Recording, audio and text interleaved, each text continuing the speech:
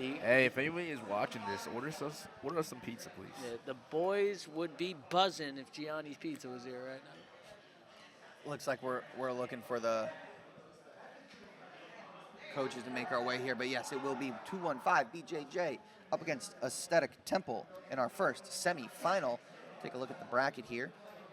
215, our 1 seed had that bye, so they'll be up against Aesthetic Temple, who had an impressive performance in that quarterfinal against RABJJ. So we'll see here, do they have the benefit of getting that first go in, getting that rust out, or is 215 fresher? That going to be the advantage. We'll see how that plays out here with that bye, as 215 was your 1 seed by merit of a beatdown of Asbury Park in their regular season, earned 8 points through that matchup, so that's how they get the 1 seed here. I don't believe, for me personally, in my experience, I never minded competing before. I always like getting the first sweat out. Yeah. Honestly, when you have that bye, it's sometimes that first match, it takes a little while to wake up. Yeah, that's so exactly. It's always nice to get that first sweat out. It was nice when it was against an opponent that wasn't that good. Yeah. So you get a workout in. But warm-ups are great. I love a good warm-up. But that can be countered with just a good, hard warm-up on your own. Exactly. In a match, so we'll see. 215 absolutely brought it last time. I expect nothing less from them here. I suspect, some people get good enough of warm-ups where they don't believe that. But for me, I could always get kind of warm. I could never get warm enough for my liking. So I never actually minded. If you could win that first match at a wrestling tournament or jiu-jitsu.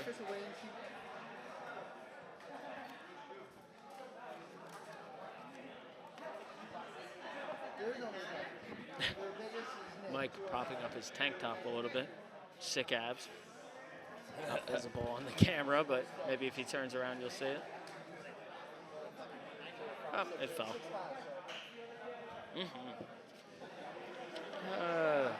Got some weigh-in questions going on, making sure we're all squared away, but don't worry, we checked that, we are.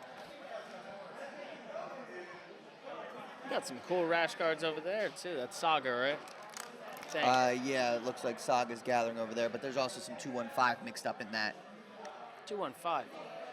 Is that an area code? Yeah, it is, because it's a combination of teams in that Philly, Northern PA, South Jersey area. Got it. I was going to say. 215 BJJ is a mix of Grindhouse, Real Thing, Saga, and Booth Jiu-Jitsu. Those were some of the most interesting gym names I've heard in unison before in my life. Grindhouse? Grindhouse. You never heard of Grindhouse? I'm sorry. Gabe Kemp is going to be our first competitor here for 215. Oh, it smells good.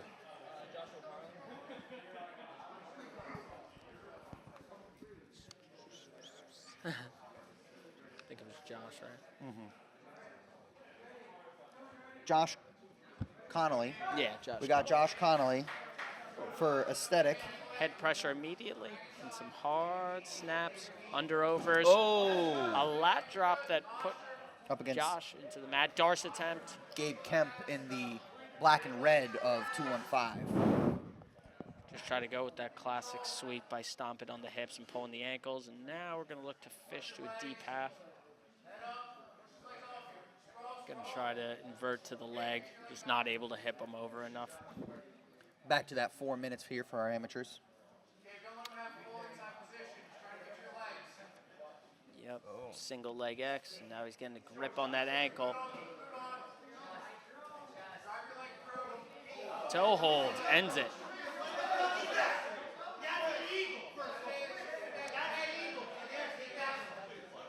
Just gonna say. So the controversy. Aesthetic coach getting heated here, as we may have had a twist. Yeah, a twisting leg lock. Coach versus coach now, please. Yeah. So and there was a twisting leg lock here, it looks like, from Gabe Kemp at 215. It did result in the tap of Josh Connolly. But the toe before hold. we were able to break it. Since it was an illegal submission, 215 has been DQ'd here in the match because, again, there was that tap off of the illegal submission. So there will be a DQ here of 215 in that matchup. Josh Connolly, your controversial winner there based off that twisting leg lock. So Aesthetic takes that 3-0 lead here. So, yeah, the toe holds came off at an angle. I don't think it was intentional or malicious. Now, this is a carryover from the first one. Aesthetic had some problems with that their first match. There was a submission there that they thought was wrong. It absolutely wasn't. Aesthetic was very wrong in that one. This one, it was twisting leg lock. Yeah, the toe hold came at an angle. Which, twisting leg lock happened. Ref stepped in immediately. There was that tap, so that makes it the DQ 3-0 lead here for Aesthetic. We have Nick Kennedy here for 215, the captain of 215. The captain? Interesting. He's their team captain. I think he formed the team. I was going to say, has everyone had an appointed No, I just team happen to know. captain? I just happen to know that he's the one who had formed the team. He's the one again, they're more of a mix of teams too, so that one makes more sense for a captain. The other ones are just their guys from their gym. He's the one that started the group chat? Nice. And I believe we got Rua, right? I hope so. Looks like it. Rua? Rua. Oh, he's about and we got to do Rua. crazy stuff. Can't forget him. And we got Rua Gilna here for Aesthetic. Rua definitely brought the action in that first one. Now, Nick Kennedy is an HCS vet through and through. He's an amateur invitational champion. He represented HCS in that HCS versus Arena card, and he's only lost, I think, once in the circle ever. I was going to say. He's got, it's not always potentially the most exciting pace, but he always competes in his style, his match. He's the one that dictates what happens, and that typically results in a victory for him. Really good job sweeping. Oh. The only loss I've seen, I think he lost to Alex Schnees, and it was because Alex was able to dictate where that match went. So when Nick is able to dictate what's going on, he does very well. Yeah, he's doing a good job just folding over Rua and kind of limiting the And explosiveness. so what we saw from Rua in that first one where he was able to bring that explosion, that pace, that can make Nick uncomfortable, opening up those opportunities for Rua. Well, he just used the Kimura to sweep there, Exactly. which is pretty impressive. And now Nick, the HCS vet that he is, he's going to be very aware of all of the rule nuances as we move along as well. So the longer this match goes, the more you're going to favor Nick Kennedy, just based on that experience inside the circle. He might look to catch an armbar here, Rua, if he could slide up. Oh, he might be looking arm triangle instead.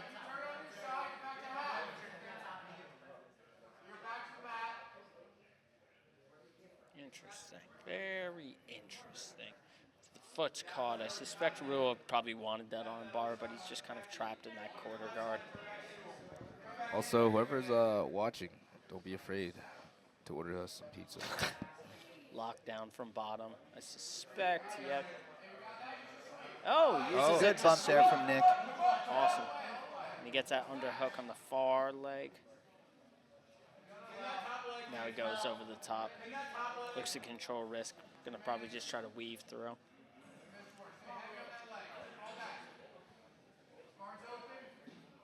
Nick's doing a good job applying. Oh, double unders. Rua could. Just gonna settle here. Yeah, Nick's doing a good job dropping heavy shoulder pressure. Rua goes to the leg. Oh, he's humping it. Decides to bail on it, gives up top position. Yeah, Nick's doing a good job really dropping shoulder pressure and just kind of pinning Rua. He's still allowing Rua to move, but when it matters most, he's kind of stapling him to the mat. Now a scramble starts. And Nick's going to probably tip him right here, yep. Now he's looking like...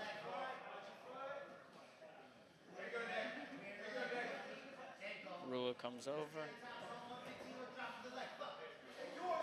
He goes straight ankle, but see, that's the problem. When you pinch that leg directly, you sometimes get a little too deep on the leg entanglement.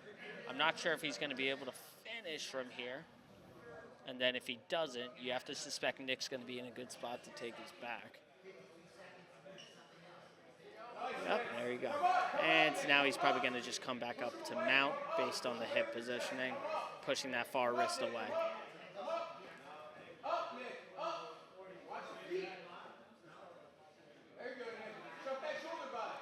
And he's able to come up over top there. Yeah.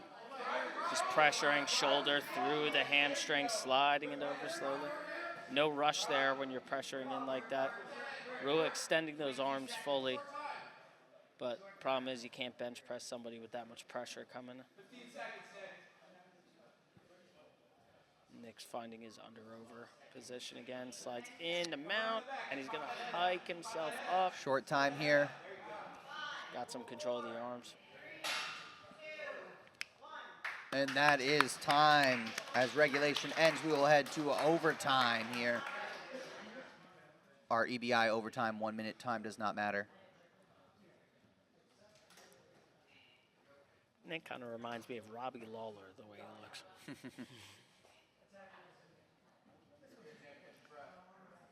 Aesthetic chooses offense here for the first overtime. Very cool. I would have done the same. Very nice. And he's choosing arm.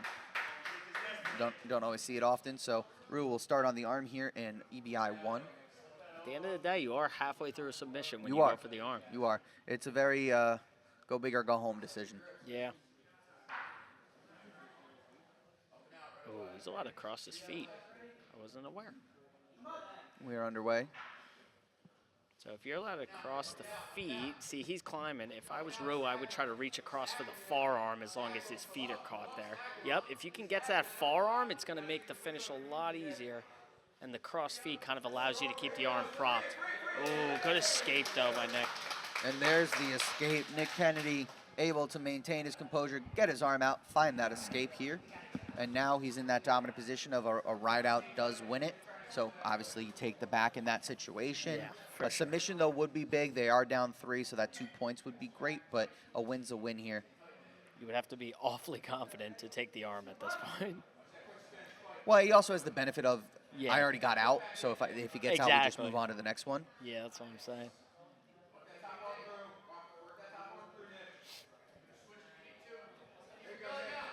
Yeah, he's got to be careful not to get shook off. Seems like the position's pretty good. 40 seconds on the clock. Hey, that arm's getting a little tight. Yeah, I was gonna say, might have to choke. Oh, that's gonna serve Nick much better. Unless he's 30 seconds.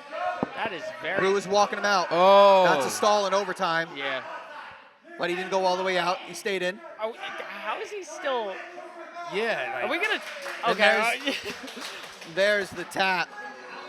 I know, like, he's about to stall. He did leisurely walk him across the mat. Like, I feel like it was more, the stall would have been if he just walks him out to get out of the position. No, I know. I'm just impressed by the fact that he, like, just strolled to the edge of the mat. Especially with the bigger guy on his back, too. But Nick Kennedy drops the hammer in overtime, gets that 2-point submission victory, and 2-5 pulls the score closer, 2-3. That's very interesting. 2-3 as Nick Kennedy drops the hammer. Win or lose, dude, Rue is funny to watch. Entertainment. I like him. And his last one, he also walked his opponent out. Yeah, you know, but I respect it. Man said, like, oh, shit, I forgot. Like, you know, it is what it is. We got Pat Breen for 2-1-5. And his rash guard literally has the words heel hook on it, so let's hope he doesn't whip that out in the rule set. Elvin. And we got Elvin Guerrero for aesthetic. I forget where Elvin wrestled, but I feel like he definitely, I knew, like, where he was wrestling in high school. I just can't put my finger on it. You can tell by his stance and how low he is on the break.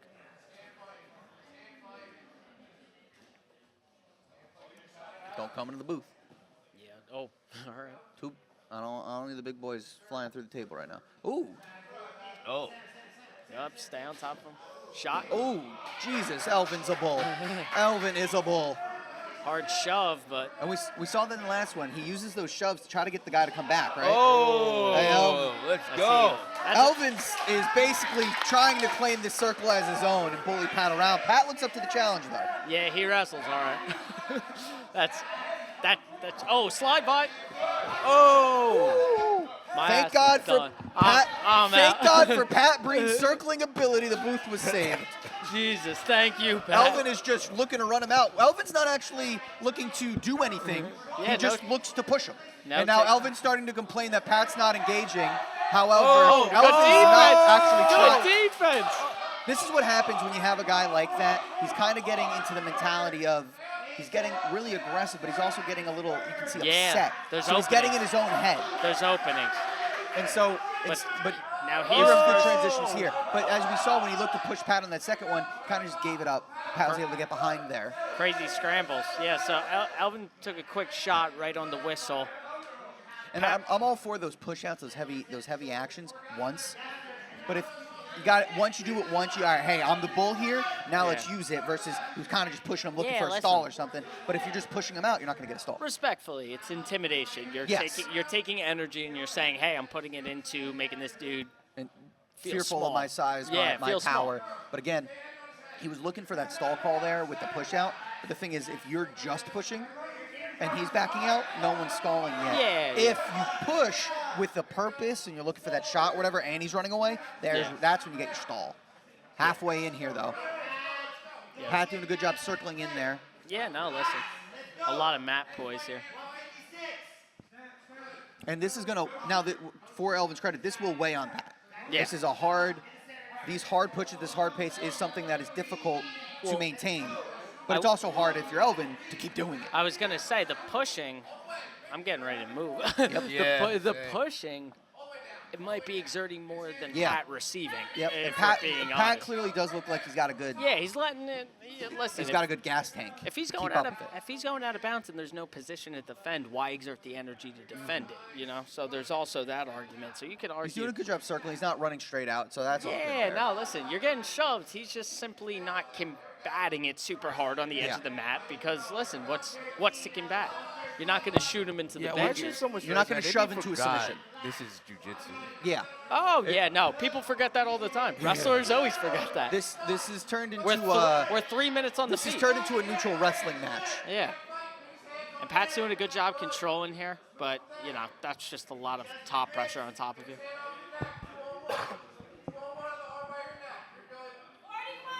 Sitting for the sub. I'm not sure. Well, it looks like he's shooting that right arm pretty deep, so he's going to at least try to use it to turn, I suspect.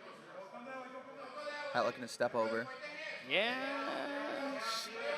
This could go either way. Able to fight the hands there. Yeah, he'll fight the hands. The submission's not there. Oh, but looking for his own arm. Yeah, sprawling. Elvin's best move will be to just, sprawl out. And now look to just put that pressure back on his head. If nothing else, this opening period has definitely been exciting. Yeah, now Pat's going to look to pull his arm deep. Oh, he's going. Short time. He's going to probably try to bring that shin across the back of the head and use it for the arm bar. 3 seconds here. What? Well, homies just. I guess they agreed that the period was over. Pat was like, all right, I'm not getting it. We will move to overtime. Super good attempt, though. And listen, I'm just going to. I'm going to address the elephant in the room. Bigger muscles usually wear out quicker. That tends to happen. I want to see if that's true or if I'm a Elvin dirty will liar. start on the back.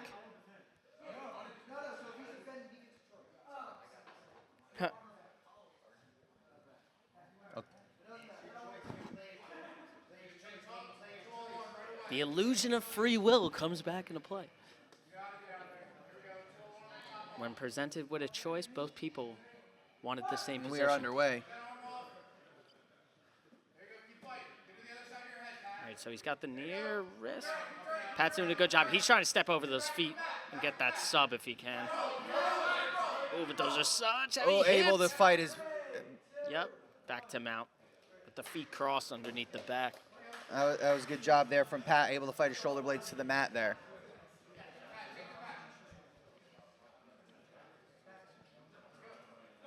Pat takes the back himself. A ride out will win it here for Pat. Something tells me Elvin's really tough to hold down, though. Yes. Just a feeling. Got me crazy. We're underway. All right, so body triangle will help. Now he's looking for that. Oh, way to flatten him. Oh, and he's looking for the choke. He pried open the chin. Hey, and at the very least, even if you can't get it, this is going to distract Elvin from the escape. He got the choke. The tap. Pat Breen able to weather the storm, drops the hammer in overtime. That's another submission there for 215 as they take the 4-3 lead. Awesome submission. That was all about weathering the storm, keeping your composure, and then eventually finding your opportunity. And that was some great resiliency there from Pat Breen as 215 takes the 4-3 lead going into match 4. tough match for both guys, you know, because, again, it weighs both psychologically, physically. You had a lot of pushing, a lot of shoving, a lot of deep entries on shots, a lot of head and arms from the turtle. Like, just a lot of weight being put on top of Patton. He was just able to weather it, and in OT gets his position. Will? All right, so we got Austin Paranesi of 215 up against Will Ruiz of Aesthetic. Immediate guard pull. He's got to get to work, but he's... Will in the black and blue. Austin in the black and yellow. Both guys seem to be looking for their grips right now. Will looking to scoop up the ankles. And a good rule of thumb for anyone just getting into jiu-jitsu, if your opponent's going to be in seated guard, putting them to their back's usually a pretty good idea, just for the sake of their ability. Now, some people can play very good guard from there, but them seated scooting towards you does benefit them. Oh. Steps right over, does a full 360, able to get to a single leg. Fairly even size battle here. Will weighed in at 188. Austin at 184. Austin gets the far wrist and a boot in. He's going to sit him back. Will does a good job to roll through there, avoid that back take. I suspect he's going to keep that hand on the armpit and just keep look to either hip him over to his side or keep trying to climb the back. I want to see where his left arm goes. Oh, no, he's going not rubber guard. I'm blanking on it. His leg's coming up high with him underhooking his own leg.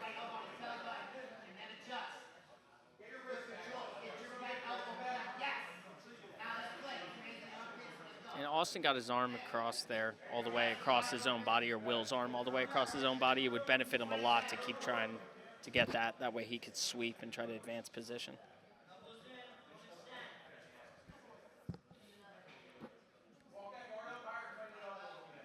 Yep, he's just trying to climb the guard higher. He's trying to shove the arm in for the triangle right now. But it looks like Will's being pretty reluctant to let him do it. Side control for buggy attempts on. This is tough. If he can get that leg hooked, if he can get that's hooked. Now it's hooked, but he lost that palm to palm. Yep, he's gonna get it. S-grip, you could do it from the S-grip for sure. And there's the tap. Austin Paranesi with the buggy as he drops the hammer. Winner by submission. Wow. And Yeah, 215 I just don't be takes doing the stuff 7-3 like lead. So one 215 will be when in both the guys final. had the buggy and the dude like popped himself. It was at an HCS event. Like What, the guy doing the buggy popped his own arm? Yeah, he popped his For this event? No, a past event. Yeah, Yeah. Billy. I know him. I train with him. That was crazy. Yeah, he popped his own arm. I was like, oh my god. Yeah, his nickname. Do you want to know his nickname? What? Lil Buggy. Oh. Like a rapper nickname, yeah. He's a stud. I love Billy. What we got So here? 215 will be advancing to the final. How was that recovery? Frank? Noah? What was that? How was that recovery? He was out We for a got while. Frank Torres here for Aesthetic in our fifth match up against Noah Raymond for 215. Oh. And so 215 will be advanced to our final with the 4-point lead here. However, points do matter in case there's a tie in that final, one of the tiebreakers being most points for throughout the day. And so they will compete here to earn their points for that fifth match. A little bit faster pace than Frank's last match. Yeah. Frank Torres at 178. Noah weighed in at 163. Noah in the black and red with the Cool shorts. cool shorts. Well, they and both also have cool Frank shorts. with the also cool shorts, but in the black and blue top. Oh, high up top. Big trip. Side control. Yep, and he's just going to keep that head elevated off Frank, the another net. one of those types that just looks like a bowl. Yeah, man. You know he's got like that, like, don't want to call it dad strength, but you know he's got like that just grown man strength. Yeah. Yeah. The black people's strength. I can say that. Yeah, I was gonna say Uh, I'm not the one that can That assign was that. not but that was not said by Matt Stavrakis. Let the record show. quote that to Sam Vorb.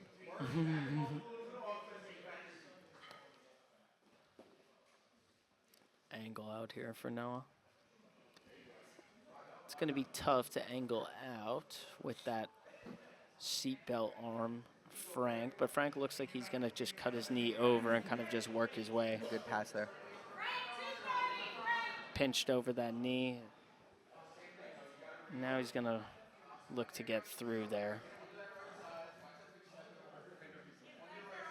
Suspect he might bring that left leg over to pry.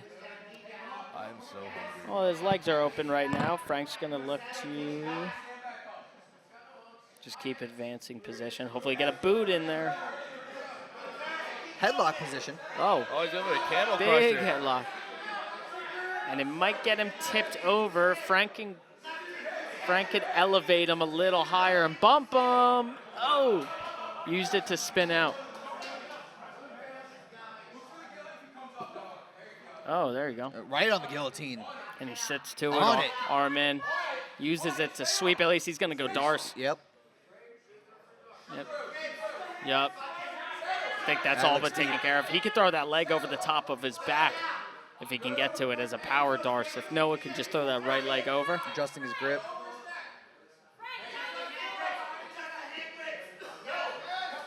Oh, uses it Oh, for the to go his behind, back. immediately to the back. That's a C. Frank doing a good job hand fighting.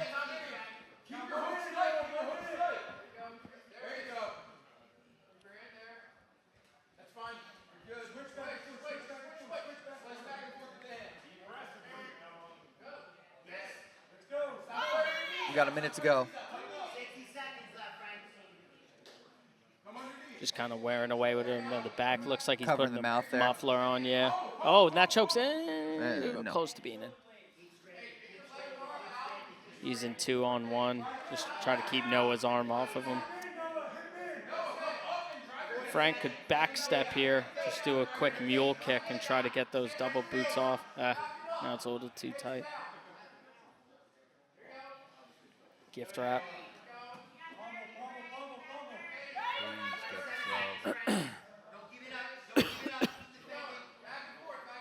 We got 20 seconds to go. Good bump and transition there from good Frank. escape. Frank is going to try to push that knee through. Gets stuck. 10 in seconds half guard. left. Looks like we're heading towards another overtime.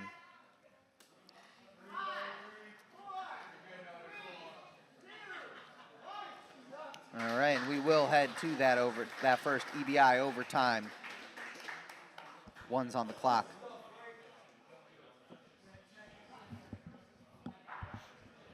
Good match. Back and forth action.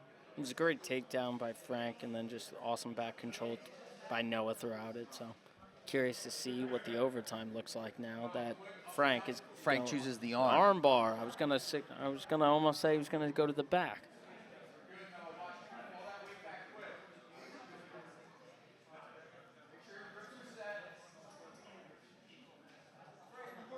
Yeah, I mean, honestly, if it were up to me, I'd cross my feet every time you gave me an armbar. I don't know. That's just me, though. Some people don't prefer crossing the feet. From top position, I love it. And we are underway here. Minute to work. Also starting with the leg scoops is super advantageous, in my opinion. Looks like Frank's Looking just to trying fight that elbow off, yeah. Yeah. Well, he's got two arms in right now, which is it's all right. If I'm Frank, I'm taking his right arm, I'm pulling it out, and again, I'm reaching for the far elbow, and I'm dragging it in as close as I can. Yeah. Oh, okay. Now he's starting to fight the grip a little. There you go. He's down to his fingers, Noah, but those legs are 20 slipping seconds. off. Rolls through. Nothing yet. And Great there it defense. is. He's able to wiggle his way out. Noah able to find that escape. I believe Noah said he wanted the back. Yes, Yep. he did. You read those lips correctly. Thanks, man. I'm trying.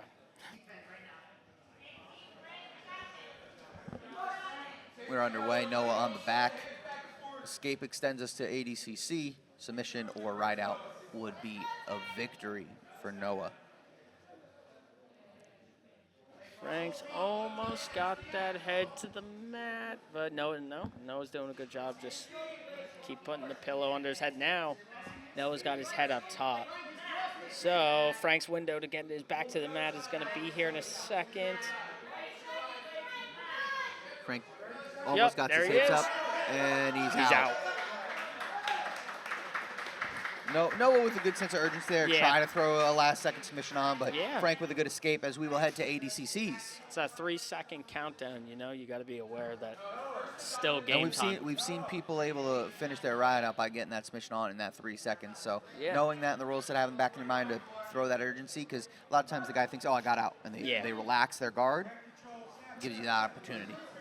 But 3 minutes here to a dominant position, backside or mount will win it for either guy.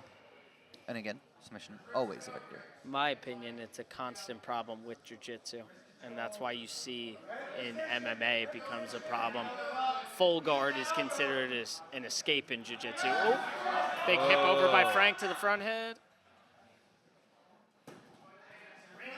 Drags him down, both out of bounds. Yeah, jiu-jitsu rewards escapes as full guard or, getting back to guard, as opposed to actually breaking connection and getting space sometimes. So in MMA, you'll see that wrestling does have an advantage in those kind of aspects.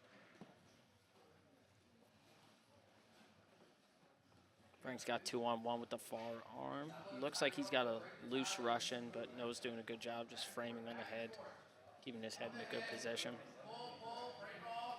Heavy tying from both guys.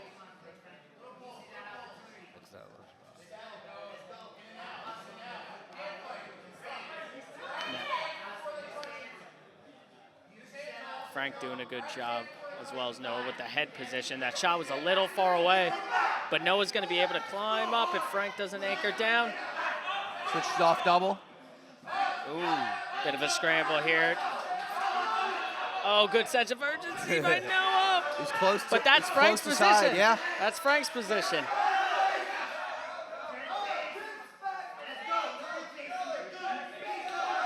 Keep going, a little bit of confusion. Yeah, he had to get to his own side there. Yeah. Nope. What? Interesting. Oh. A little bit of miscommunication. A little bit of confusion. Oh, we at the camera.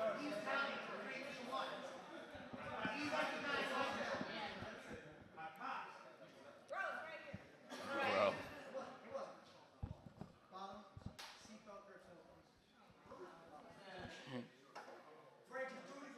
So we had a little bit of an early stoppage, so we will give Frank that dominant position, top turtle position. So he's only 2 hooks away from the victory here.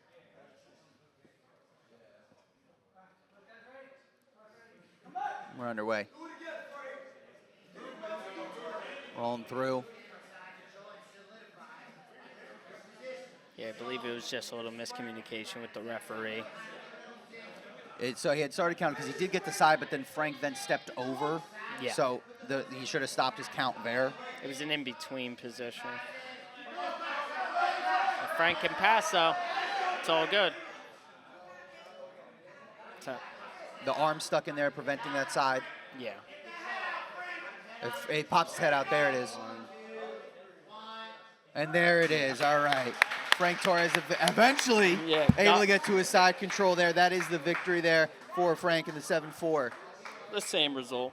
Same result eventually got there. No controversy. Well, I mean a little, but not but at the end of the day, no controversy. Yeah, absolutely. And that will be the 7-4 victory for 215 BJJ as they advance to the finals, awaiting the winner of Velez and Tap House.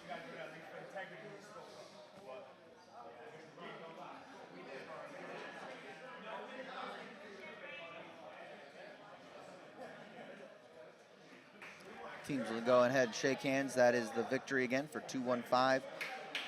Over into our finals, awaiting the victor of our next semifinal coming right now.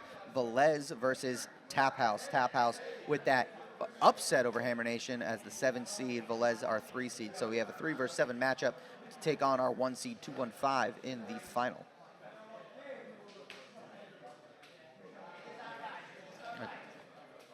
Love the sportsmanship as always, despite the controversy, the heated battles. Always love when they can shake hands at the end.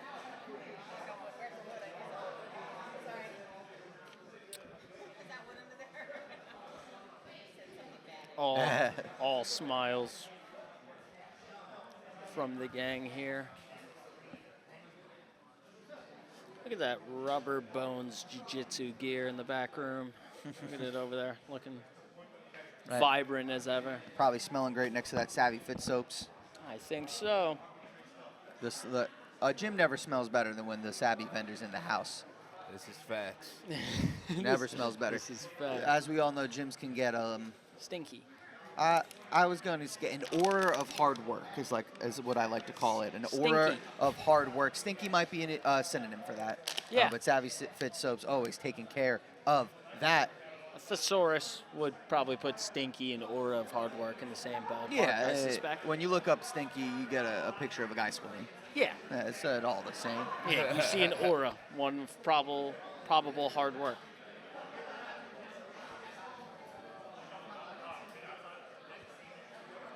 Velez and Tap House having a little controversy of who gets the side over here. They're both in the same corner at the current moment. There's only one way to figure it out. Let's compete. Looks like Velez is going to the other side. Damn, so first battle of the match, Tap House wins. Psychological victory? First victory, not worth points in the scoreboard, but potentially worth points in the mind.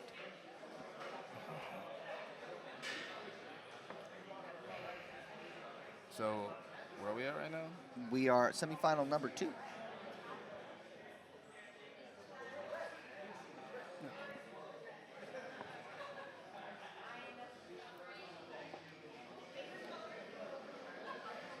I might just Irish goodbye it. I'm starving. That's funny as hell. What if I told you it's not a joke? What if I told you I wouldn't be surprised?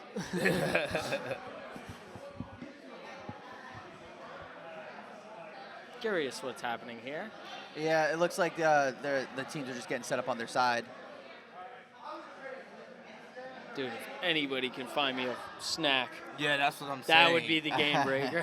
That's what I'm saying. That would be. I've really been texting the guy from Savvy right now.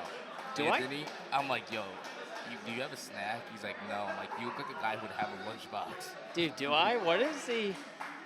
Wow, look at that, boys. Oh, we got trail mix. Dude, that's a crazy pull. AVP Live coming through with the snacks. AVP got us trail mix. We are back on top. Some, oh boy. No, split on the. Oh, that works too. That works too. Yeah, that's all mine right there, son. Dude, lifesavers back there. Thank you. We have Chris Moore for Velez.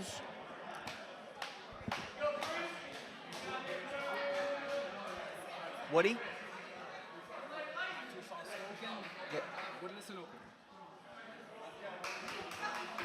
And we have Woody for Tap House. Woody in the white, Chris Moore in the black. Handshake. A little bit of miscommunication there on the first hand tie. Oh, knee wrestling. Oh, body lock. Oh, big takedown. Josh there to great catch. Protect the heads. And he's climbing that guard up.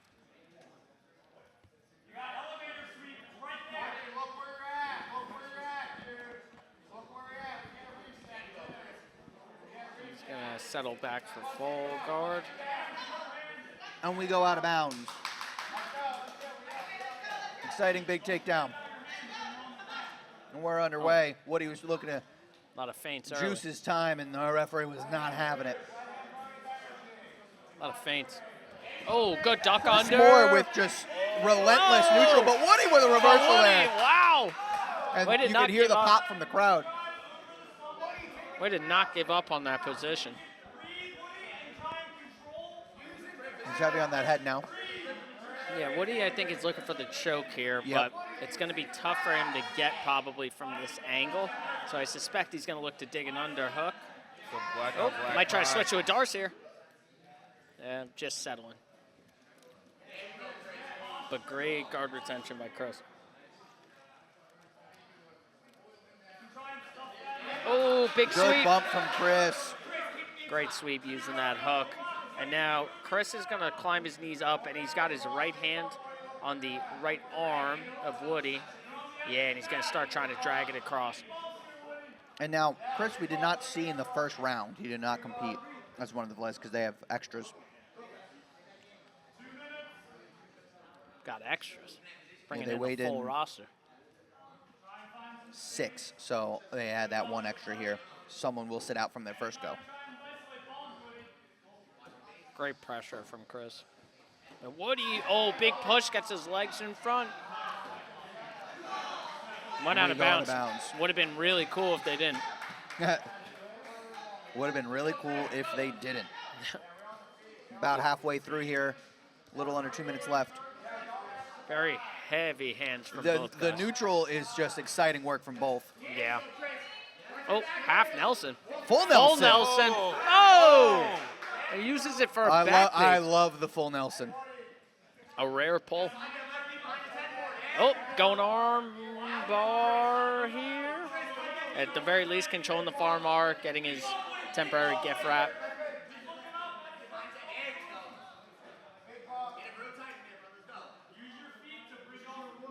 Just keeping the pinch. Again, that gift wrap, I think he's going to start transitioning to the arm. Just mount. Got a little over a minute to work here from that mount.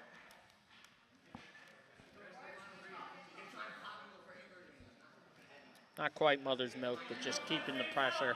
As he looks up for some coaching there from Drew Marsh. And if you're going to keep in mount too, you might as well cook your opponent. He's going to try to bring that arm across, I believe, for an arm bar on the other side. Oh, he's kind of got a temporary wrist lock on there. Arm bar's on, and that's going to be pretty deep. That is deep. Short time. Suspect he's going to try to, he's going to come back to mount. And listen, there's nothing Good wrong. defense there. It's short. The matches aren't particularly wrong, but if you could stay short. Oh, great Switch down reversal. the leg there. Awesome. There's no one sub, tapped. no Yeah, no one tapped. no He sub. just broke. That was not a tap. I did not see a sub. And there's the tap. The first one was not a tap, but there was the tap. Woody thought the tap had happened. Chris was just pushing off on the leg. Yeah. He just reapplies and says, fine, I'll get my tap. Woody drops the hammer and gives Tap House the 3-0 lead. It happens. Woody goes and harasses. He really thought he had it. Yeah, no, I think just a bit of miscommunication. There's nothing wrong there. Yeah, no, the ref and Chris did everything right. Woody just thought that he felt the Yeah, tap. listen, which Happens. But the yeah, ref it never happens. called it. Competitor never called it. Good stuff there. Good and, sports and Woody, folk. then, I'll just take it back, And Chris was doing phenomenal. Listen, he just got caught in a transition. Woody did a great job with the leg lock. But, both those guys look great. And, yeah, like I said, good sports.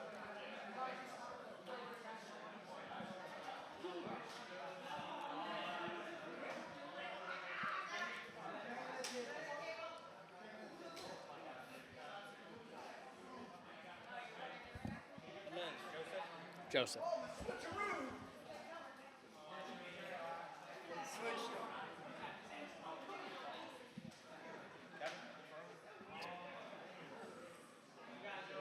Kevin and Joseph up to bat. So, yeah, we have Joseph Kiska out of Velez and Kevin McFarland representing Tap House. Inside ties right now for Kevin. Fake shot, head snap. Oh, yeah, I'm telling you, Kevin was doing that earlier. He's got very good feints. I don't know how much he did wrestle, if he did wrestle at all, but he very much does a good level change where he gets people thinking, oh, I might die.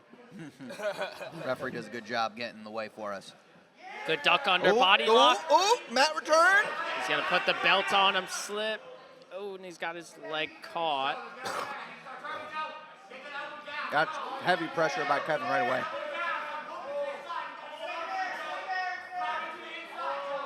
looks like the arm That looks triangle deep. is on. That looks deep. He's going to shove on the armpit here. I hope it just goes out. That arm straight. I'm not sure if he's going to have it as tight Good as bump. possible. Oh, he might have just made it tighter for himself. Oh, that's going to be deep. very deep. He's got to slide down a little. Kevin's got to slide a little bit lower on the body. He's got to bring his weight down. He's a little too high there. He's going to settle back for mount. But he's got to reset. So right now it looks like he's basically very close to the chin and getting slid up further and further by Joseph every second. But, you know, it's a matter of coming off to the angle and sliding down as low as you can across that neck. You can definitely get it without being perfectly aligned through the neck, but it's definitely easier.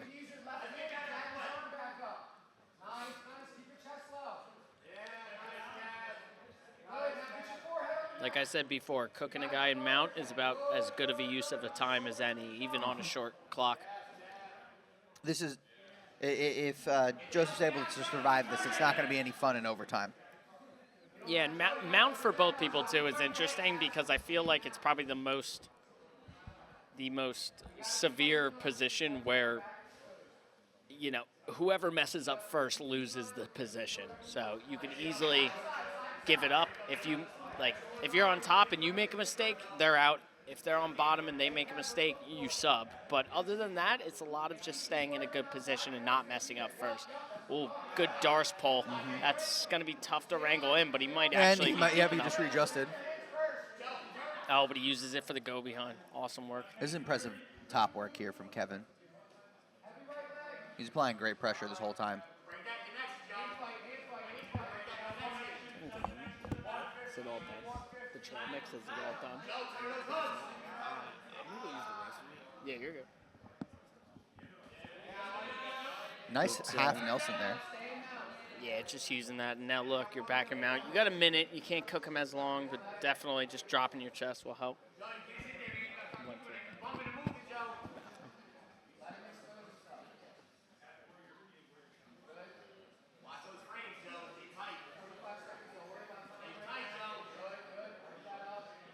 Just good mount play here. Trying to wrangle up that Americana arm. Probably not for the Americana itself. Oh, but he uses it for the arm bar. Slips off. Yeah, it slips out right away. Now Joseph's on the attack. Just kind of settling in that referee's type 30 position. seconds to go.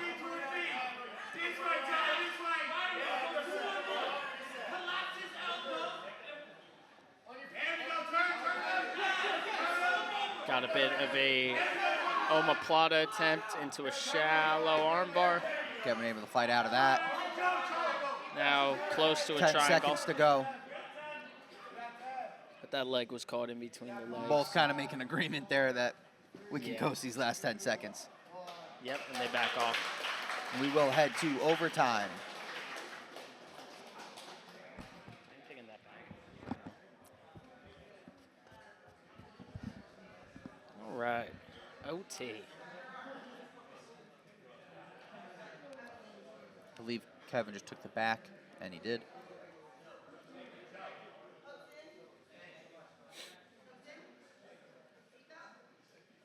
Now, if we recall, Kevin's jiu-jitsu is pretty proficient, so this back position, he's pretty... Yeah, he was able to maintain some dominant position throughout a lot of that regulation period, so you have to think he's at least feeling comfortable going into this. And he's climbing that right arm back pretty well on top of Joseph's shoulder, but Joseph does a great job fighting the hands. Trying to work up. Kevin, nice. Good escape there from Joe Kiska.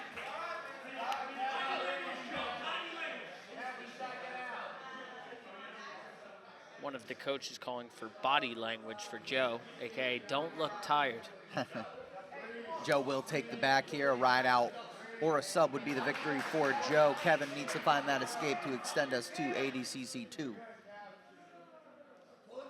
Single already looking a little high. Yeah. Kevin's able to just keep going. So get on your toes and shake here. Yep, shake the butt. He's got an arm through. And he's doing a good job preventing that second boot from getting close. Almost out. Hey, Joe's doing a good job prying at the arm. Yep. And he's got over, so if he can get that Kimura position, he might be able to finish this here. Yeah, that submission's on. Awfully close. Now he uses it to retain the back at the very least. He's just got to find that second hook. And there's the escape for Kevin. As we will head into overtime 2 ADCC.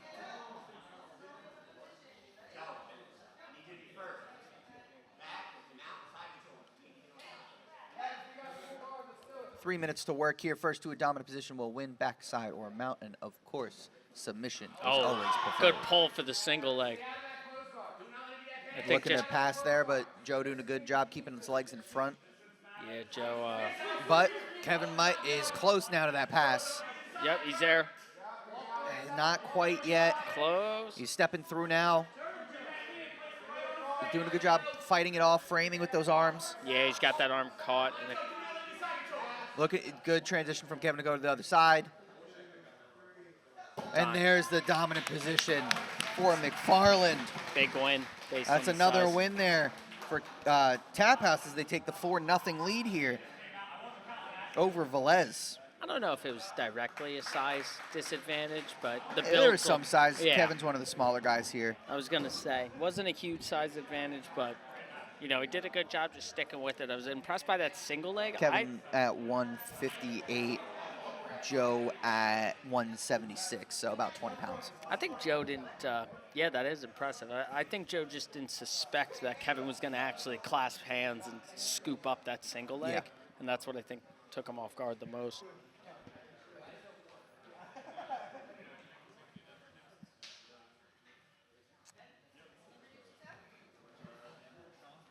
Sean. We have Sean Rutt for Tap House, and he'll be up against Camilo Yeah. Figueres. Camilo? Camilo, yeah. All right, yeah, so it's Camilo Figueres for Velez up against Sean Rutt of Tap House, and these are our big boys of the match. Camilo at 226, Sean weighing in at 230. Big boys. Camilo had that single arm he sub had of the night. Kimura. his single arm Kimura motorcycle grip. Craziness. Camilo in the green ankle band, Sean in the red ankle band. Very wide stance from Camilo. Love watching the big boys in their wrestling stances. Wanted to go neutral. Yeah, exactly. Good for them. Puts us in danger, though. Yeah, no. Absolutely puts us in danger.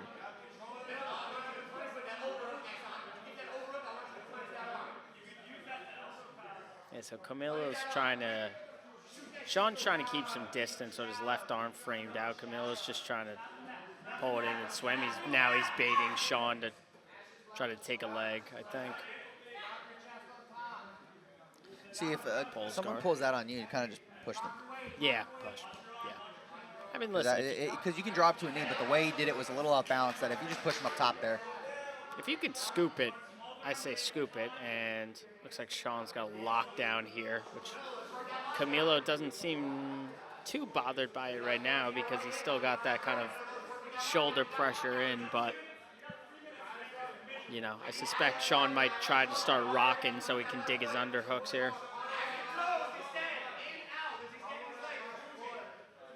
I'm sorry, I got the positions confused. Camilo has the lockdown. And Sean doesn't seem too bothered by it now, so I suspect, yep, Camilo's going to try.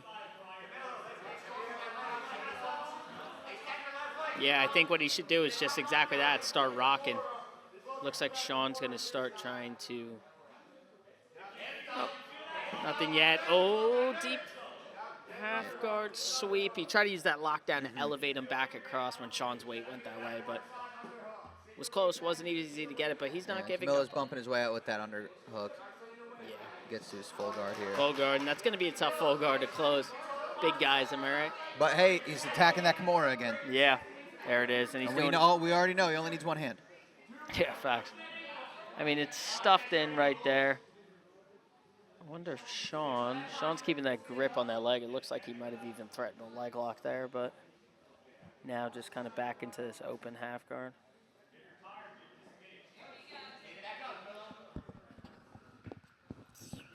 Camilo keeping the pressure on him. Sneezed. Single leg is on. Sean just dropping the hips and sinking them low. Sean's doing a good job. He's just going to try to inch.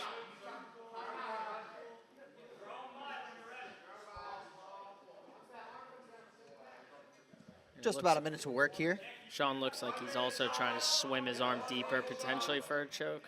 He has kind of a butterfly grip going on underneath, but Camilo might be deeper in on the single there, able to switch it off. Good work there from Camilo, waiting for his opportunity. Camilo let that, he got that leg just close enough, and Sean didn't sprawl his hips out enough, but now, again, the positions just flip. Top half guard.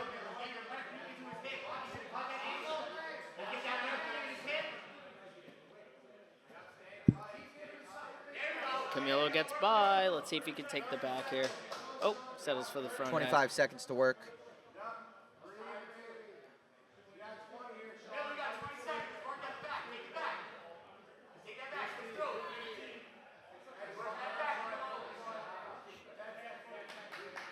Yep, just keeping good pressure on him, making sure Sean can't move too much, folding him. But it looks like Sean's controlling the wrist just to be safe too. All right, and overtime we go. It'll be interesting to see them work from a dominant position, having not seen that in that opening period from either. True, yeah. I mean, any transition that started to come from that front head usually just ended in that front head and folding back to half guard. He's going back.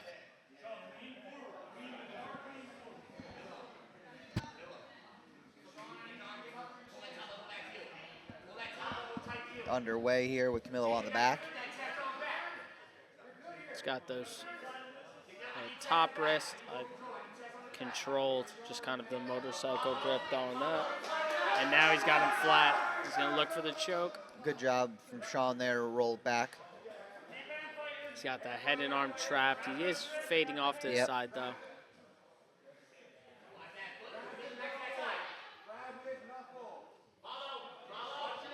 And Sean able to adjust his hips there. Yeah. I think he was there's the escape for Sean, able to find his way out. I think he was looking for the arm, and he just wasn't able to fish it over.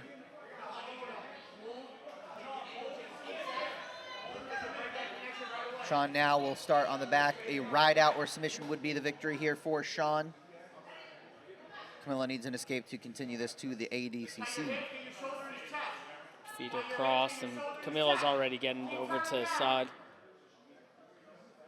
Gift wrap here from Sean might keep him in place, but now his back's flat on the mat. It'd be a long time to hold him there like that. Yeah, it's going to be hard to keep him here.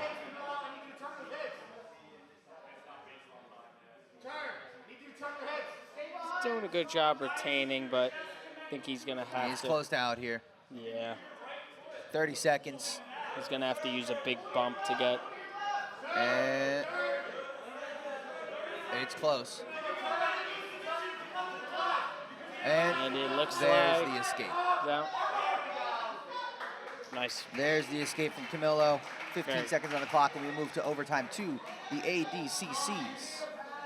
About as good as you can get, to say the least, in terms of defense. Immediately getting the back flat to the mat, just slipping out. Taking his time.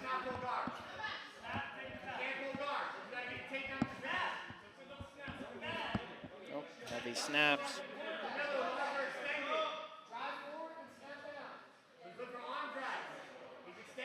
Trying to throw by the tie of Sean.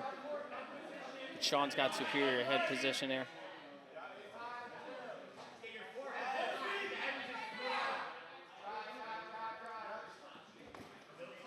Tries to snap him down. Feel like trying to snap down anyone that size, just dropping to the knee is going to be tricky. Got some big boys here. Good head pressure. Oh. Oh. Tried a cute little leg kick. Scoop of the kick. Yeah, scoop of the foot. Listen, enough leg kicks and your opponent has to switch their lead leg. It becomes a problem. Could change some things.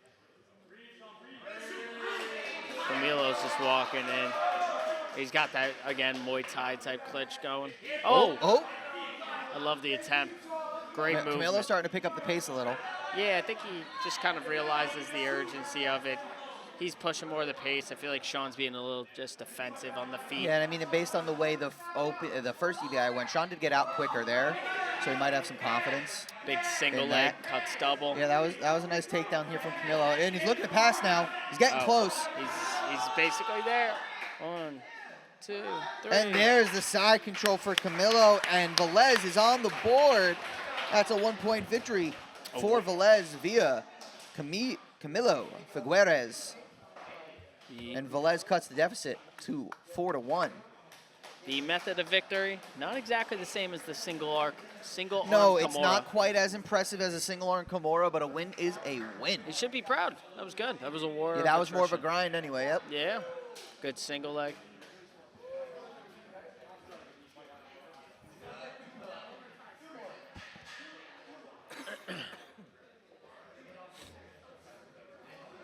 Just trying to... 2 more matches here in this one. Velez needs to come up with a 3-point comeback.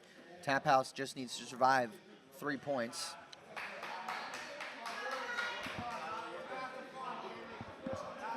Santi, yeah. We have Tyler Worker for Tap House, and we have Santi Fallis for Velez. Tyler in the white, Santi in the black and camo-ish. Yeah. Whatever. Progress. Whatever, yeah, progress rash guard we got there. Tyler. Santi with a nice single leg there. Oh, uses Good roll it through together by Tyler. Tyler catches the front head. Oh, now he's rolling. Oh, that's the Gator roll. into the full mount there for Tyler. And now he's dropping a lot of Coach weight Coach Robbie Bloom in his ear, coaching him through the position. Yeah, he's dropping a lot of pressure there. I mean, rightfully so. You're just trying to kind of cook the opponent again, but yeah, it looks like there's bad intentions behind that squeeze. I'm curious to see what he's trying to do with the arm here. Oh, the arm's actually caught underneath the Santi. So I think he's going to start to climb up, try to stop that left arm of Santi from getting inside. Yeah. Santi's got to try to bump and get his bottom knee out and catch that top leg, which just got a lot trickier right there.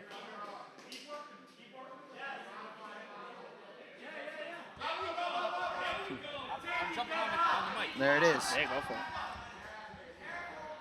We lose one announcer. We bring a new one to the booth. Why don't you introduce yourself to the audience? Yo, what's up, guys? Mike Wacker from Black Hole.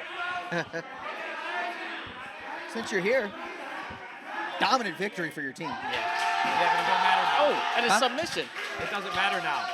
True. It doesn't matter now. We got to clear out. Santi shouted it out. Santi finds his submission. He's able to drop the hammer.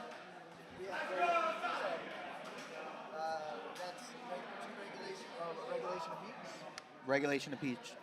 A piece. And Peach. it's 4-4 going to last one. Someone will win. Oh, man. Oh, man.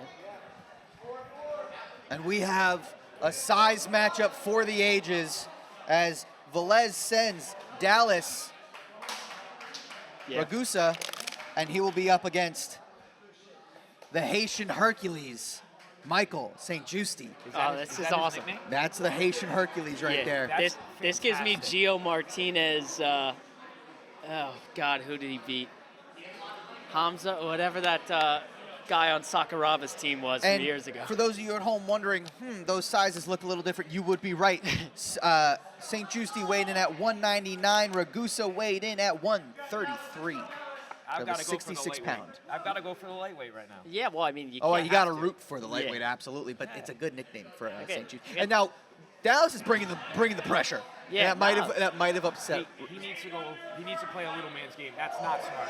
Yeah. That's not strategy-wise. This is not good. He's going to go right into it. Yeah, you can't Yeah, get firing underneath him. playing bully ball is probably not the approach. You have to play the small man's game. You have to play guard retention. You have to wear the big guy out and get to his legs. If you can do that, you're in a much better position. Right now, being stuck underneath the bigger guy, he's going to get worn down. This is not good. He's going to pass too. pacing-wise, it makes sense. I get why he kind of wants to be in the face and be moving around a lot, but I would probably urge him to stay away from the wrestling exchanges as much as possible. He needs to pull. Exactly. It's got to be. Let him come forward, work your guard retention, and wear him out. Now, if he was a great wrestler, what a snap. Yeah. That's why. Into a cradle. Yeah. You can't do that. Letting your nose get a little too far forward against someone with that wrestling experience and just that size difference. Ultimately, with this size difference, you're going to be underneath. By pulling, you get to control how you're underneath versus the snap. Correct. You're now stuck in his world. If you take a bad shot or you get snapped down, you're underneath a bigger opponent. You're playing from behind, and anytime you're playing from behind in these types of situations, the pressure gets to you. You get a little more tired, and the weight difference in and of itself is going to play a big factor in that too. He's going to be tired underneath you. And it's just kind of the theory, right? Like right now we're seeing throwing up some attacks, but we're seeing a single arm Haitian Hercules versus Dallas, like one arm versus one arm. Like Dallas is never going to win those exchanges. What he needs to do. Right now he's going for a reverse triangle. Yeah, he's got a reverse triangle. He's crafty with it. Yeah, I was going to say.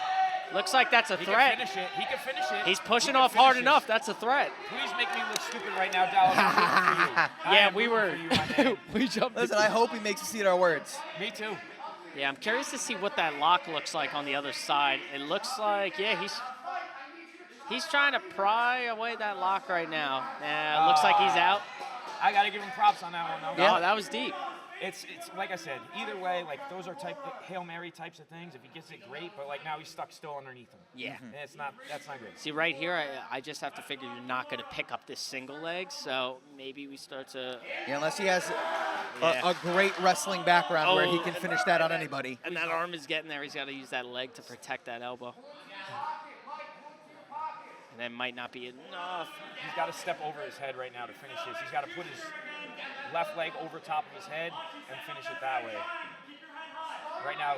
And now he's shelved. Now go. Oh, that's brutal. And that's the submission.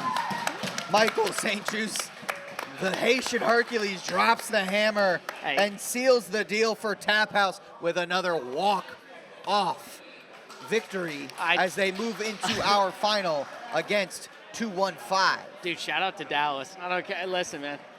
Went for his Hail Mary exchanges, but Michael doing that. Absolutely. If you're Dallas, he left it all out on the line there, but St. Just able to just dominate his way through as the 7 seed advances to the final. 215 versus Tap House in our final match. We will first have our amateur season come to a close with our amateur season final.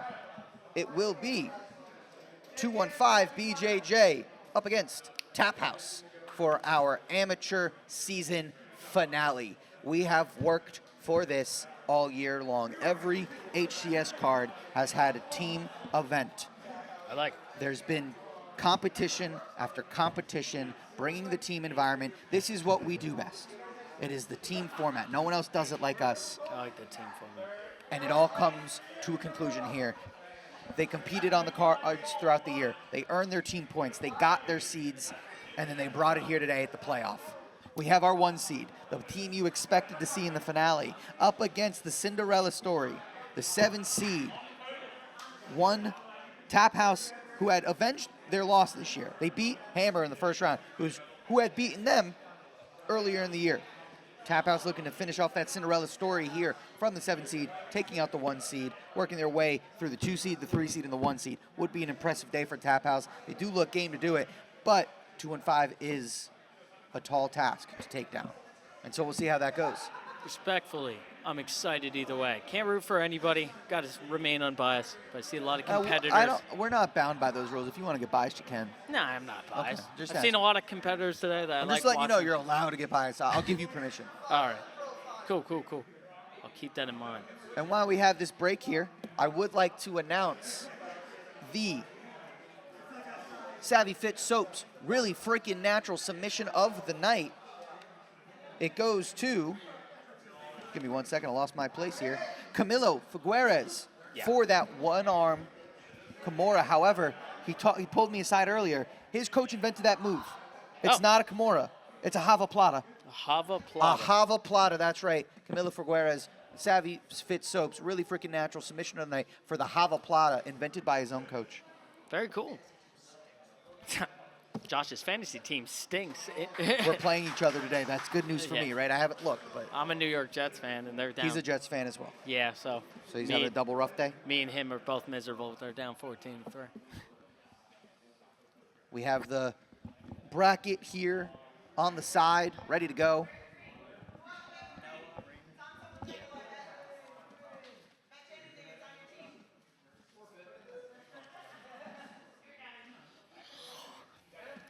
We will have Noah Raymond for Woody. We have Noah Raymond for 215 up against Woody of Tap House. Woody Ockel. Yeah, Woody looked good in his last match. Woody did look good.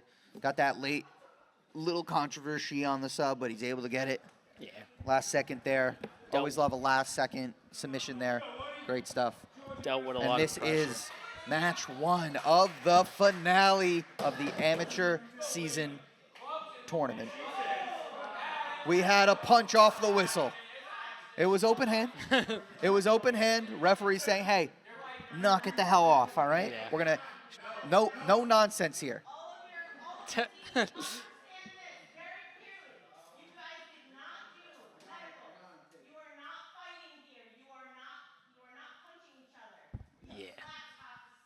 Yeah, tell them how it is. Oh, yeah, no slapping. No punching. Both no benches fighting. have been warned. Both benches have been warned. And we are underway. Doing kind of the, reminds me of Cody Garbrandt, a point and smile. Gotta love the first little slap off the whistle just to lighten the mood. Next after being tie. yelled at. Yeah, one of the tie-ups. I feel Woody's going to level change here. It seems like he's going up and down a lot. And oh, good underhook there from Noah. Yeah. Got to be careful not to get Looking for thrown. the trip. Good trip attempt. Good trip from Noah there. Nice, fundamental. That's about as well as you can do it. Just roped him in one direction, clasp hands, back trip the other way.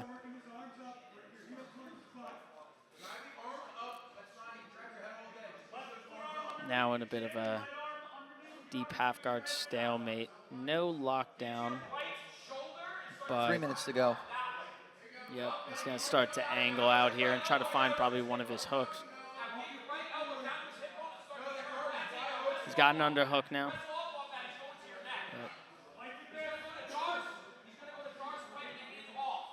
Yep. Noah doing a good job dropping some pressure towards that shoulder. And he's going to try to get his leg free here, but he's going to have to point the toes and kind of make sure he's ready to address Woody scrambling, because that's bound to happen. He's got palm to palm, and he's got the arm trapped. He might be looking Darce. And if you can fish that Darce while you're still in between his legs, that'll finish it. That'll actually be tremendously tight. Just a little tricky when you're caught in half guard.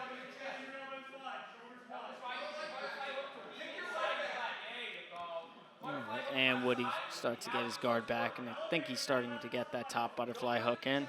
Oh, and he's using it to elevate. He's looking for a leg lock. You got to keep it straight. Oh, Noah switches doing a good job off. moving there, able to pop it out.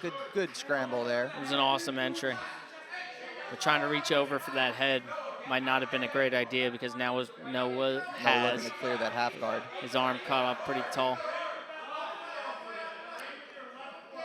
He's able to slide out of half guard. Yep. And Woody had the idea to grab the guillotine while he was wrapping around, but it was too far gone. Oh, but Woody's got a leg caught now. Noah does a good job fighting that off. Oh, he gets good right in the transition mount. there. Just over a minute to work here from the mount. Oh, big bump, legs come over, and he uses it to attack the leg. He's got to keep it straight. Whoa! He's got a straight ankle. He's switching to a knee bar, but he's a little below the knee line. And Noah's able to fight through. Back to where we started. Yeah, no, he almost got past that guard, but he's got to be careful. You can't sag your hips too much one way. You could get bumped over. That's the issue with that full mount, is although it is considered potentially a more dominant position, it's harder to maintain than that side. Honestly. It's not. It's like, I mean, I think by technicality, the back is the best position, then mount, then, all that. If I could choose anywhere, I'd be on the back. But. Yeah, no, for sure. But that being said, mount's still considered a top 3 position in terms of control. But it is hard to actually control that. Anybody that does enough jiu-jitsu kind of realizes quick that, like, unless you could strike your opponent, which even there, control-wise, it's very tough. In MMA, it's a way different story. Yeah, Kimura's on. Oh, it slipped right out. 3, 2. Time. Oh, it slipped 2 times. No, almost had the Kimura 2 times, and it slipped. That's a bendy dude. Yeah, good on Woody there to fight out of that. That was an impressive fight there. It's insane.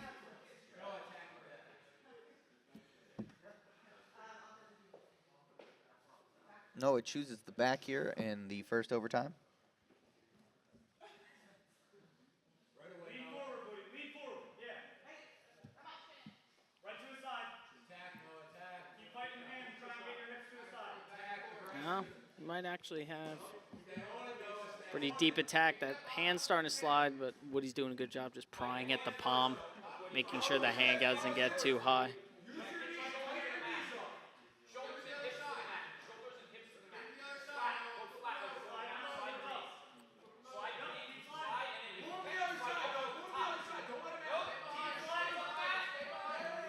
It's almost out.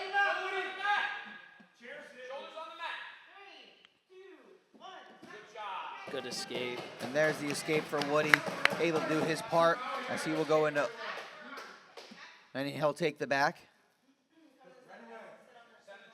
Coach is urging Noah to move quickly. Don't hang out there for too long.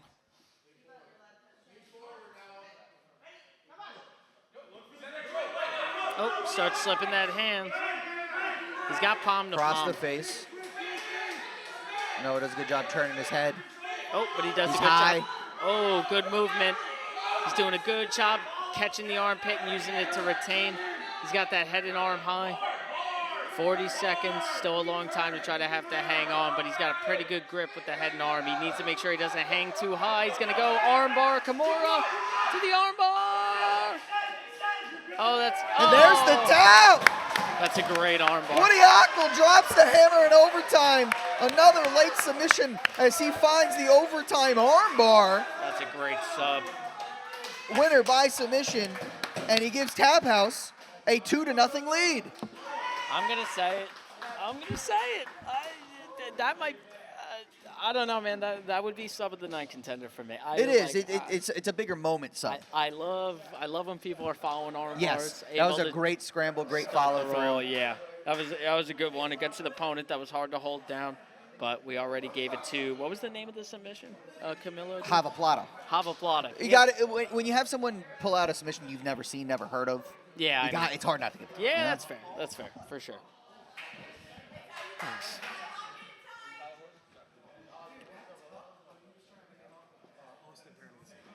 We will have Austin. I'll find my place. Austin Paranesi for 215. Immediate up against Tyler Worker of Tap House. Tyler in the white, Austin in the black.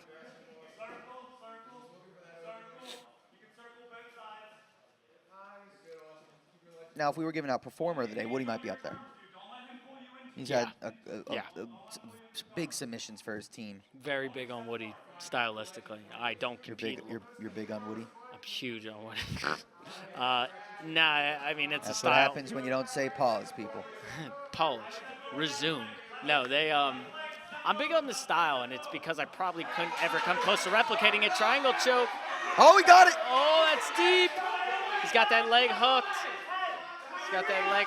And there's the tap. Austin Paranesi gets the points right back as he drops the hammer.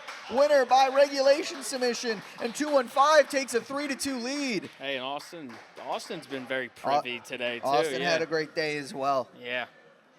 That's an insane. He responded immediately.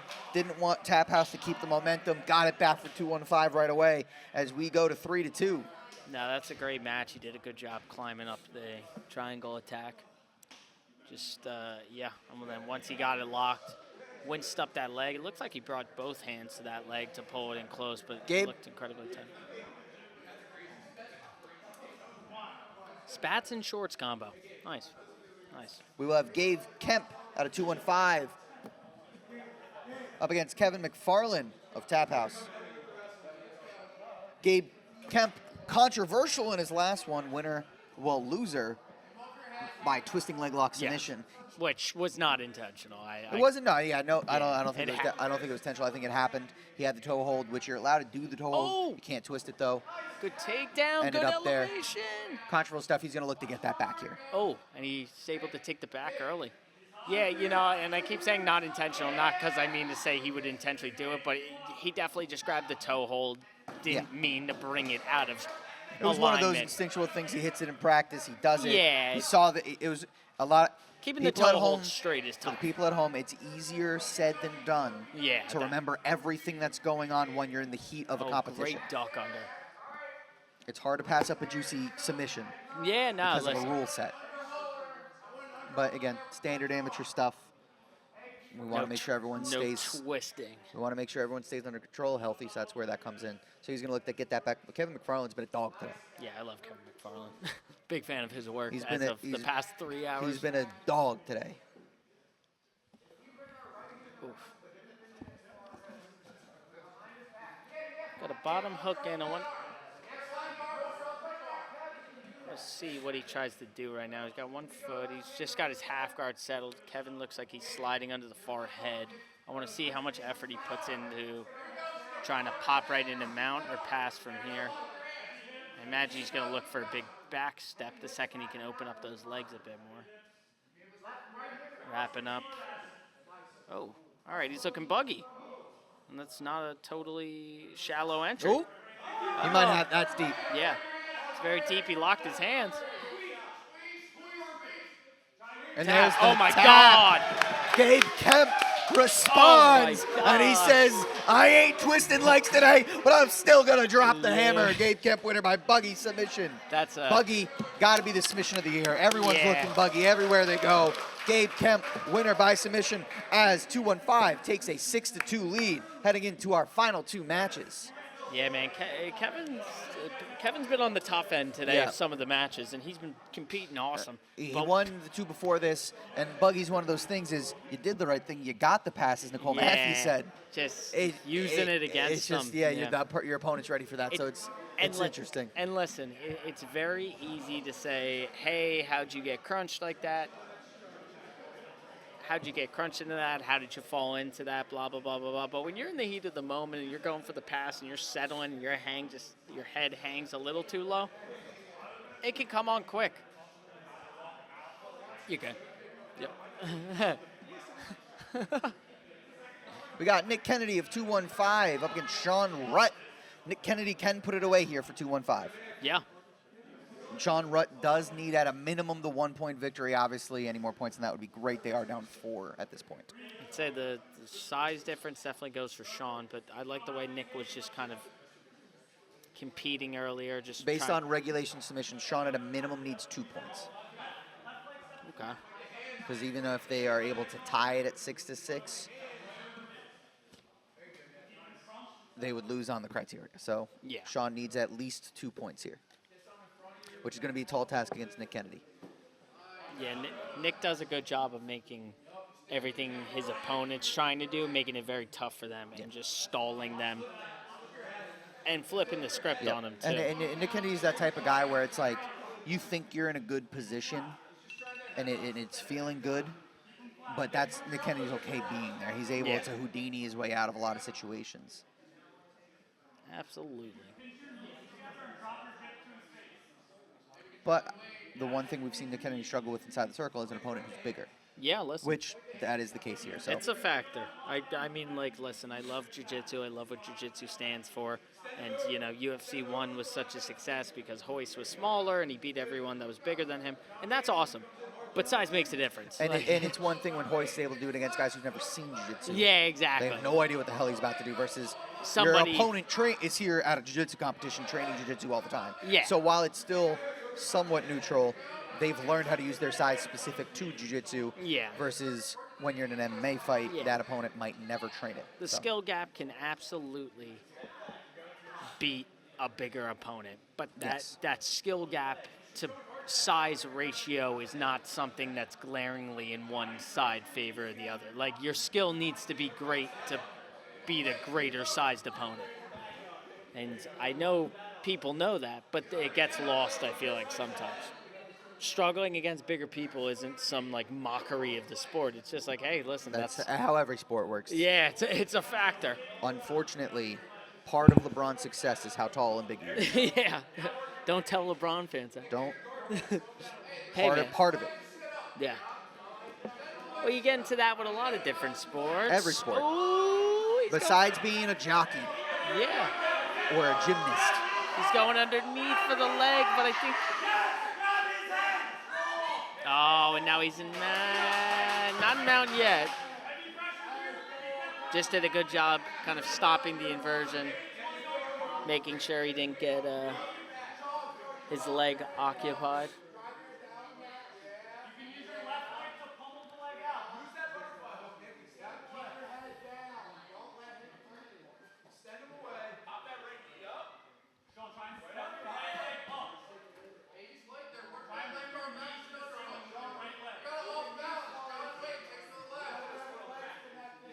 Call out from his coaching corner for the John Wayne sweep, an American classic. He's got a hard lockdown, but I just think Sean's leg might be a little too big. He might be able to use it to start digging underneath, though.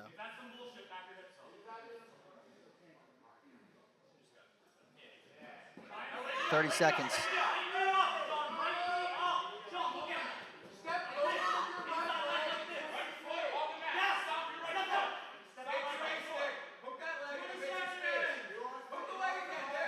Wrong leg. Oh. His coaches were telling him to step up with the other leg. Short time here. 10 seconds to go. The classic heavyweight match. Oh.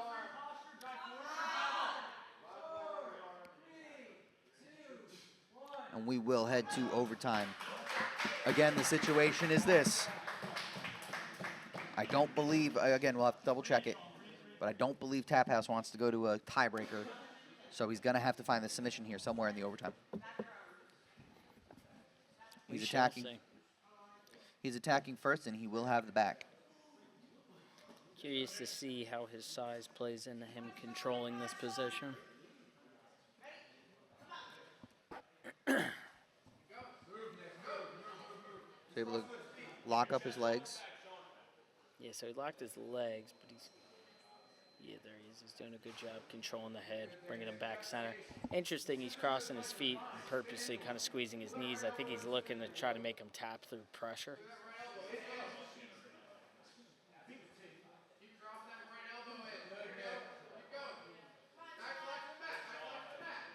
Yep, and Nick's doing a good job getting out. Yep, looks like he's out. And there's the escape for Nick Kennedy. Sets himself up beautifully here. And a ride out would advance Nick Kennedy as our winner. Submission as well, of course. Sean Rutt must find a way out here to extend it to the ADCCs.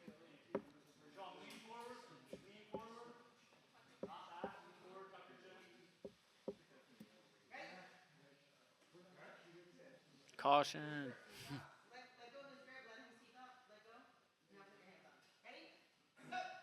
We are underway.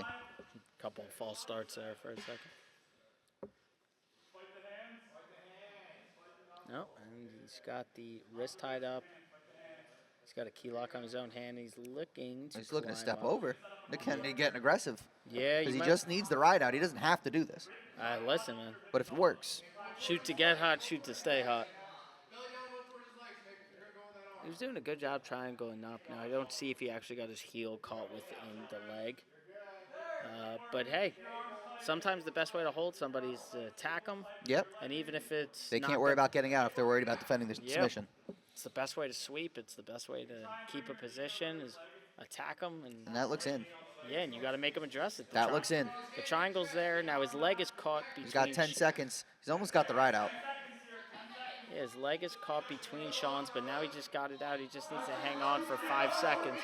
And with not enough time on the clock here, that's going to be a ride out. And that's the time. Nick Kennedy, winner by a ride out, and that clinches it for 2-1-5. 2-1-5 will be your finals winner here. Great match. Did everything he was supposed to.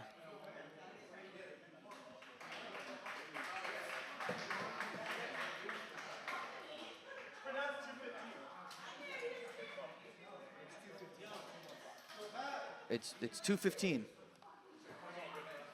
It's on. It's like 5:15. And we will still compete in our last one here. We have for 2:15. It's going to be Pat Breen up against Pat. Yeah. Woody, or no, not Woody. No, Michael. Michael. I got their names confused.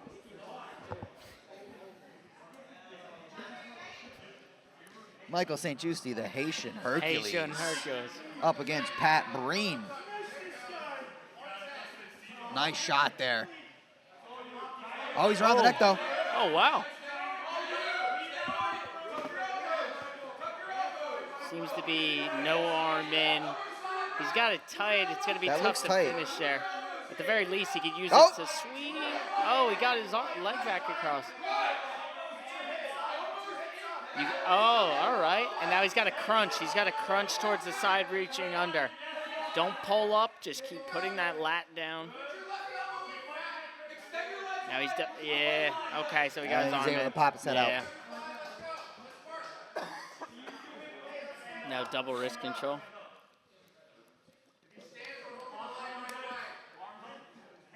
His coaches, Pat's coaches, seem to be urging for leg entanglement. If the Haitian Hercules tries to stand up or posture up in any way. I suspect he means underhook the leg, throw the foot to the hip, and dive under for the leg lock.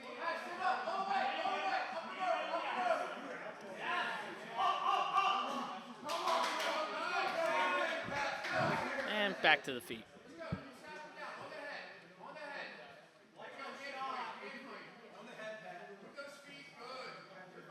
Oh, great takedown, and he got right to the back. Seems like Pat had some old wrestling habits there. He immediately started to belly down. I can't tell if that's because Michael forced him in that direction or because he just flashed back to some wrestling team he used to be on.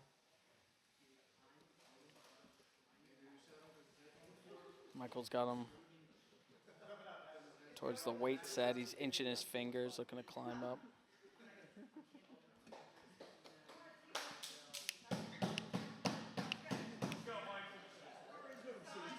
Just about 2 minutes to go as we will work our way back center.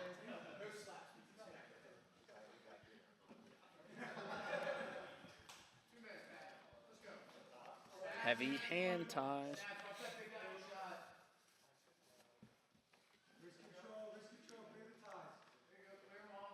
Pat looking for double wrist control or single. Good defense. There's a nice snap down. Thought he was going to re-attack there, but just use that sprawling motion or down block to try to snap the head. Oh, great trip by Michael.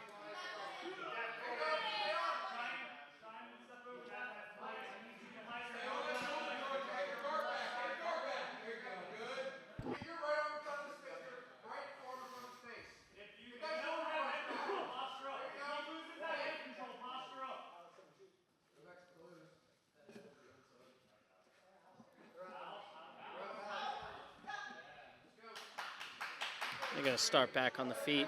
Went out of bounds. All that was happening was full guard there. Just over a minute to go here in the regulation.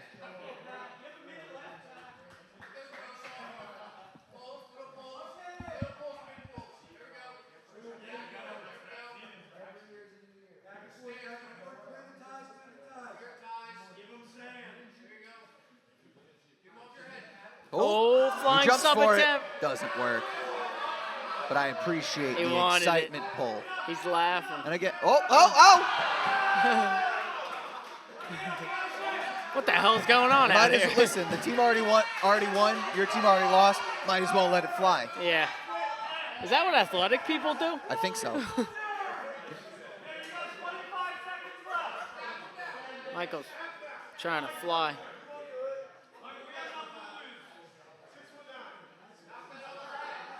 I think Pat should try a flying attack back. He should. We ball, right? Oh! Good knee pick attempt. Wasn't able to break the posture enough.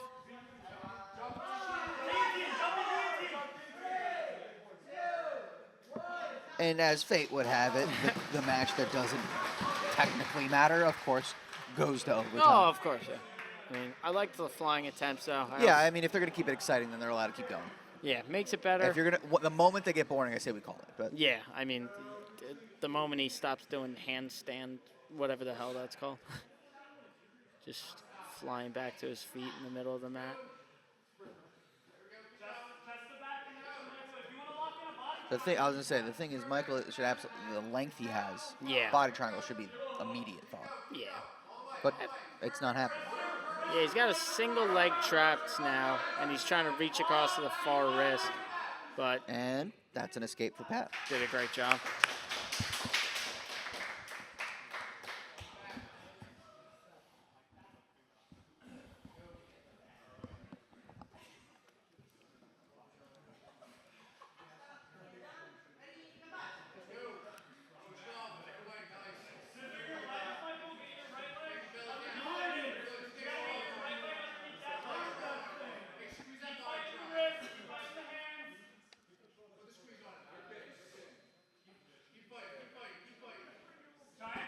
He's got a muffler on. Belly down. And he's able to flatten him out. Oh, he's looking for the choke. No, he's sliding that. He's got it. He's getting it under the chin. He's definitely got it. Oh, my God. He's got palm to palm. Oh, that's deep. That's deep. And that's the tap. That's an awesome win. Pat's a stud, man. Pat Breen able to drop the hammer in overtime, add another 2 points to the leaderboard as 215 BJJ is your amateur season champions with a 9-2 victory over Tap House. That's an awesome win. Pat's a stud, bro. Absolutely great win. And we're going to let the Michael's teams quickly shake hands here as we will present